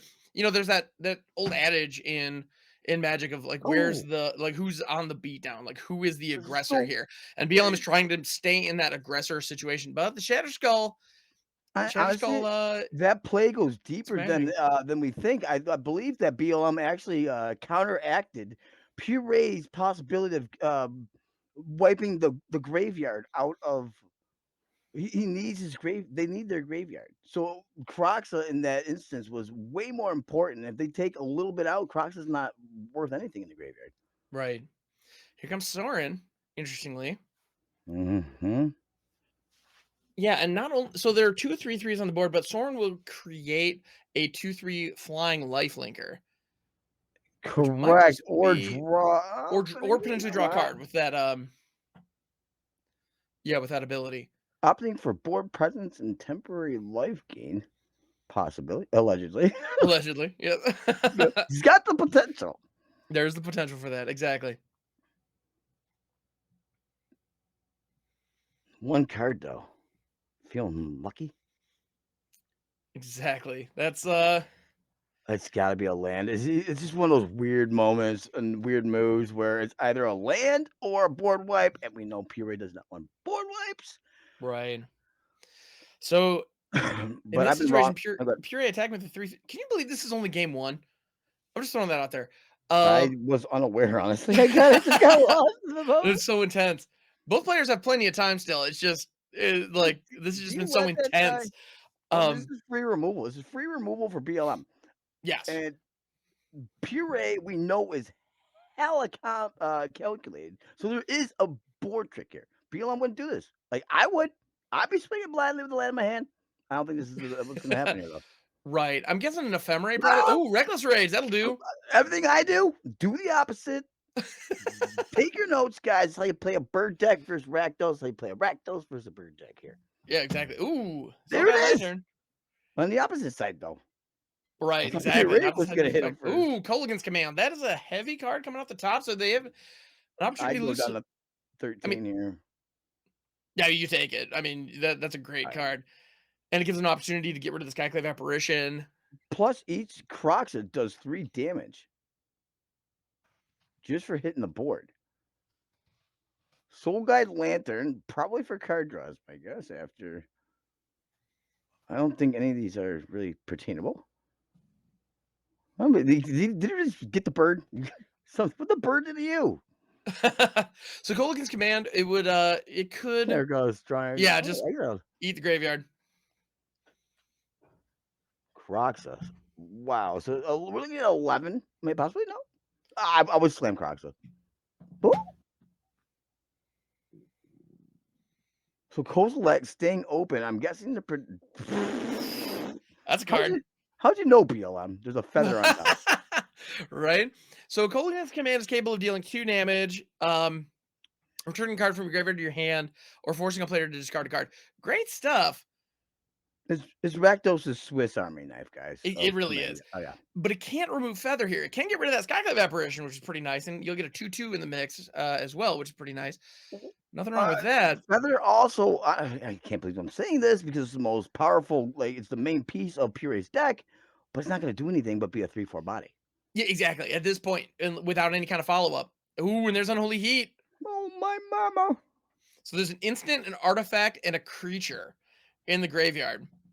I would have Ben slammed that Kraxos and lost the game now. Don't worry, guys. So Unholy Heat needs 1 more card type in the graveyard in order to be big enough to kill Feather. Honestly, I would tick up here because every response. Because if the feather is able, if he gets one trick board interaction, Puree, Mhm. that you get the one removal. You want to stack your removal abilities more than the answers that Puree's got in his hand. Because if that feather is able to be protected, you got everything that you spent out, lost versus Puree, and Puree gets everything back in their hand, Yeah. and then you're So down 4 cards. right. So if Puree draws into Yep. some valuable instant speed Go or any blank. kind of targeted interaction like a Reckless Rage or an Yeah. Ephemerate, that's going to go a long way here. I was teasing about the Go Blank. That's Go Blank is like a good ad. I don't know. It seems like a dirty shot to me. I like it though. I love my graveyards, so I hate Go Blank. Right? I like Reanimator. Go Blank ruined Reanimator. As did Yeah, Farewell. Go Blank is pretty brutal. It's Ruined a my painful card. Oh, Unholy Heat is going favorite to land. archetype. Unholy, you're back. And that, I believe, BLM is in a situation where they can escape Croxit now. Hey, free land off the top. Nothing wrong with that. I don't think we're gonna see that because I'm not sure Puree has any like mass board interactions. Maybe a Soul Guy Lantern, but okay. I have no idea how to play this bird deck apparently. I'm like, I think I'm making the right plays. I mean, they're legit, they work, but why would you keep the Pyromancer? Right. Don't take my word for it, though. There goes. But keeping one Crocs in the bin, keeping a Pyromancer back. Okay, all right, all Might see right. interaction from Puree here, though. This is the only option to really remove Crocs without praying a top deck, and it is. March of Otherworldly Light. Exile. It's an exile effect. Woo! This is sparks flying, guys. Nice. Now the situation here, however, BLM has 2 manlands down with the Den of the Bugbear and the Hive of the Eye Tyrant, or creature lands, I should say. We're also looking at BLM going wide. About 3 seconds. No. Yep, here comes the Den of the Bugbear. Okay. And he's keeping Unholy Heat back. I think I would have played honestly. Like I don't know if I would have made that same call. I probably I would have taken my option with Soren first, Ooh, Arcanist off the top. Nothing wrong with that. and then went with a Pyromancer to get it out of my hand because the Bugbear in the end is gonna be there for you. Right. And Pyromancer is a wide board threat that BLM knows Puree's deck list, and it's hard to deal with the wide board list when you're single removal with no feather in sight. Absolutely. This is intense. Another lantern. Another lantern. BLM BMing his way through the bad draws. Den of the Bugbear is going to tick up again. I do like historic more so than alchemy. It's my main. It's a lot. I know there's a lot of ways to go bat bananas, but at least the decks feel like you're piloting. And oh my god, they're down to 1. Right? If only Unholy Heat could go face, but it cannot. Pyre does, right? Puree scoops it up. Yeah, Puree goes face. It's one of those situations where you just check what card you draw. It's not an answer. Scoop it up. Yeah. I want to see how Puree boards if we can do this. Let's see. I'm really intrigued to watch how many hand manipulation cards go into that. That is actually going to be a table 4. Oh, I'm going down. I got to back up here. All right, a lot of direct damage is coming out. Table 4. How many? I haven't got there. I'm so slow on this card thing. It's all good, man. No worries. Walking down the wrong way of the hallway. So did he? How much he boarding it? I gotta know. Did he? How many? So Arcanists are out. March of Otherworldly Lights out, despite it coming in clutch that time. Showdown of the Skulls was up to a 4 of. Maximizing that. I get rid of Elspeth also here. Sure, because it doesn't really have any good targets for that first ability. He's got the latter one, but I mean, it's a 5-drop. It's a sore thumb. It's your entire turn if you even get that moment. Right. Sit on my foot. Bound Ranger Timer coming out. Now ECD is reanimation if it can get to chapter 3. So that's not nothing. I'm looking for exile effects, really. Right. Oh, rest in peace did not make it in. Interesting. Plot thickens. Indeed. Yeah, I would have assumed Rest in Peace made it in, but at the same time, Rest in Peace is probably in that sideboard with like the Is It Phoenix matchup in mind, or the Golgari Food matchup again, like those two decks. Or an elemental Croxalus. Yeah, like I think it would work pretty well Yeah, but in I'm this not the matchup as bird. well. I'm no bird fooliest. I'm not the master here. So watch him claw their way to victory. They are behind one on the play. All right, Inspiring Fantasy is coming into play, creating the Thraben Inspector is coming down, creating a You say 1-drop as well as a 2-drop with the clue token. I was gonna say you say throbbing. It's all right. The Thraben Inspector, You're yeah. throbbing, yeah. I didn't name it. Okay, so swing in Puree. Hash is crackling. Yeah, I'm definitely gonna be saying that from now on. All I, right, is it, I don't know if I'm wrong. you're Or not. not. I mean, I always thought it was Thraben, but I could be wrong. I often am. Well, lose your opponent. Never mind. Good talk. Anyway, so we got Doesn't matter, regardless. All right, but we got a 3-drop in Skyclave Apparition, and oh, here comes Thoughtseize. the throbbing Thoughtseize. Too soon. My bad. So we're looking. Yep, He's gonna, that's he's gonna. gonna operate the hand. We're gonna look at a sacrifice clue. We're gonna move along forward, hopefully with a bomb draw with Puree at the top. A bird one time. Not that would help actually. I mean, sort of. I mean, the slow land isn't a bad thing to have. You Yeah, don't want the bird early. I've realized from the expertise of Puree's falconry. I'll say. yeah, like you do want to see Feather, but you want to have an Ephemerate back or some other way to protect it in hand. That's actually, yeah, that's really important. Cling to Dust, gonna get rid of the showdown and draw BLM a card. I haven't seen that card in a while either. Yeah, Cling to Dust is pretty, yeah, Thoughtseize and then Cling to Dust follow up. It's pretty, rough. Nasty. There's that one of ECD. Throbbing, putting in a bruising. Yeah, exactly. 15 turn clock. Hey, you know what? It counts. Put some spec on that specter. You know, BLM is sitting here with the Den of the Bugbear that won in the last game, going like, we're good. No, it's fine. Ooh, go blank. Oh, Brutal. I told you who's gonna kick him below the belt. Yep. The hand manipulation. We saw the ninja go through the Puree mixer. Now we're watching Puree. Yep, exactly. So Elspeth is. I I'm not exactly sure the thought process behind ECD. There's something here. There's some value here that you know your graveyard's gonna be exiled. You know that there's no targets for it. Maybe is it 3 or 4 or higher? I believe it's 3 or higher, so I think it can hit the Seasoned Pyromancer. Yes, it is 3 or greater. Yeah. So it is Seasoned Pyromancer, but I think that's about it. I would have recipes. There's some kind of draw ability, or honestly, Leyline of Sanctity. Yeah. Yep.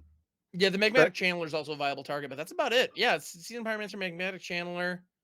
Yeah, those are the only viable targets in the entire Arctis deck. With the exception of the War Boss or Chandra Torture Defiance, which may be coming out of this, may have come out of the sideboard. The pieces are coming together for Boros here. There's Rest in Peace. You love to see it. I love to see the cantrip along with Rest in Peace. Sure, and the Magmatic Channeler, so ECD has a target. Oh yeah, I didn't even realize that Delirium was swiftly approaching on BLM's side. Almost 4 different types of card types in their graveyard. That means absolutely, and Skyclave Apparition able to hit up to mana cost 4. Scotty hits the board. Throbbing swings for the neck. 13. Oh turns no! Thraben Inspector holding back. You just Inspector put spec on the Bugbear. Ah, and that's why, because that is a 4/4 entering the other side of the field. I cannot. Or 2/2, my bad. So they're okay. So we're witnessing all these monster 5-head plays by Puree. What is with the Elspeth? I'm not exactly sure, but it's going to be discarded here.